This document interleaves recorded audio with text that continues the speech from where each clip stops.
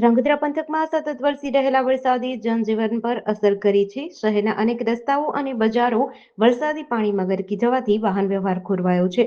અનેક વિસ્તારોમાં વરસાદી પાણી લોકોના ઘર અને દુકાનમાં ઘૂસી જતા સ્થાનિકોને ભારે હાલાકી પડી રહી છે. જર્જરિત મકાનોની દિવાલ તૂટી પડવાના અને દિવાલોમાં તિરાડો પડવાના બનાવો પણ સામે આવ્યા છે. વાણિયા વિસ્તારમાં જૂના મકાનની અડધી દિવાલ ધરાશાયી થતા રસ્તો બંધ થઈ ગયો હતો. નગરપાલિકા ટીમ તાત્કાલિક પહોંચી હતી.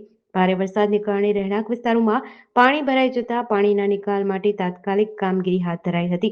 કેટલાક સ્થળોએ પાણીનો પ્રવાહ સરળ બને તે માટે જરૂરી અવરોધો દૂર કર્યા હતા. ધ્રાંગધ્રાનું જોગાસન તળાવમાં પણ વરસાદી પાણી ઓવરફ્લો થયું હતું. ધ્રાંગધ્રાના ફલકુ ડેમમાં વરસાદી પાણીની આવક જોવા મળી હતી.